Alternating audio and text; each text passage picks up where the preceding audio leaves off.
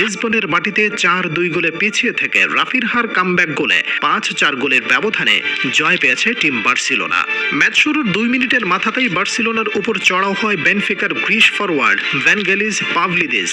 বামপাশ থেকে আলভারো ক্যারেইরাসের বাড়িয়ে দেয়া বলে স্কোর বোর্ডে যোগ করেন প্রথম গোল। শুরুতেই গোল খেয়ে কিছুটা শঙ্কায় পড়ে যায় বার্সেলোনা। নিজেদের স্কোর বোর্ডে গোল যোগ করার লক্ষ্যে একের পর এক অ্যাটাকে যেতে থাকে বার্সা। 12 মিনিটের সময় বক্সের ভেতরে ফাউলের শিকার হন বার্সার লেফট ব্যাক অ্যালেক্স বালদে। শুরুতে ম্যাচ রেফারি ফাউল না দিলেও ভার চেক করে ফাউল ধরা পড়ে, আর তাতেই পেনাল্টিতে গোল করে দলকে সমতায় ফেরান রবার্ট লেভানডোস্কি। গোল খেয়ে কিছুটা অ্যাটাকিং মোডে খেলতে শুরু করে বেনফিকা, বিশেষ করে স্পিডি লেফট ব্যাক আলভারো ক্যারেইরাস বল নিয়ে বারবার ফরওয়ার্ডদের সুযোগ তৈরি করে দিতে থাকেন। ম্যাচের 22তম মিনিটে বার্সার গোলকিপার সিজনির সাথে ডিফেন্ডারদের ভুল বোঝাবুঝিতে ফাঁকা বারে বল প্রবেশ করেন পাভলিদিস। স্কোর বোর্ডে তখন বেনফিকার 2 গোল। আবারও 18 মিনিটের মাথায় ক্যারেইরাসের একটি ক্রস থেকে ভালো সুযোগ তৈরি করে বেনফিকা, তবে আরাউখোর বুদ্ধিদীপ্ত ডিফেন্ডিংয়ে গোল করতে ব্যর্থ হয় লিসবনের ক্লাবটি। তবে এই ধাক্কায় বেঁচে গেলেও এর 2 মিনিট পরেই আবারও কাউন্টার অ্যাটাকের কবলে পড়ে বার্সা ডিফেন্স। ফ্লিকের হাইলাইন ডিফেন্স এবার আর বেনফিকার ফরওয়ার্ডদের বিরুদ্ধে শিল্ড হয়ে দাঁড়াতে পারেনি। উল্টো 2 ফুলব্যাক সেন্ট্রালে চলে এসে 2 পাশে স্পেস তৈরি করে দেয় বেনফিকাকে। উপায় না পেয়ে নিজেই বল ক্লিয়ার করতে উপরে উঠে আসেন গোলকিপার সিজনি, তবে ক্লিয়ার তো হয়নি, উল্টো করে বসলেন ফাউল। এর খেসারত হিসেবে পাভলিদিস মাত্র 30 মিনিটের মধ্যেই করে নেন নিজের তৃতীয় গোলটি। 3-1 গোলের লিড নিয়ে অর্ধবিরতিতে যায় বার্সা এবং বেনফিকা।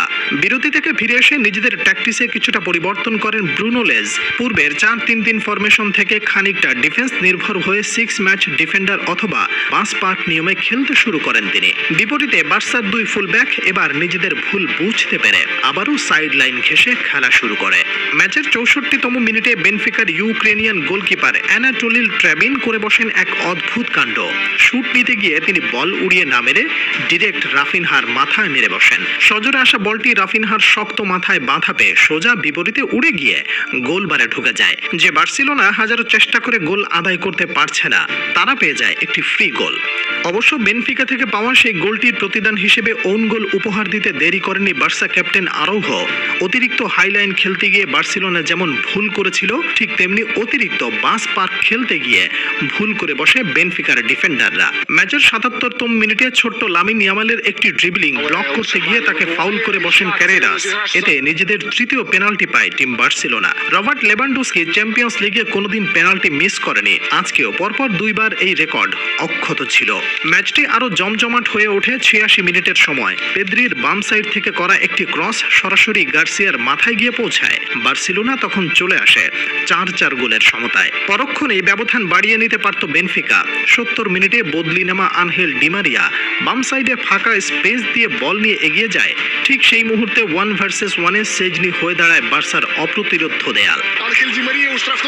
ম্যাচের সময় তখন শেষ। অতিরিক্ত 4 মিনিট সময়ে আবারও আক্রমণে যায় বেনফিকা। সেখান থেকে ফেরান তরসের বাড়িয়ে দেয়া বল নিয়ে ভো দৌড় দেয় রাফিনহা। 2 ডিফেন্ডারকে পরাস্ত করে খুঁজে নেয় গোলের নিশানা। পুরো ম্যাচে পিছিয়ে থেকে শেষ মিনিটে কামব্যাক জয়, এ যেন এক অ্যাবসলিউট সিনেমা।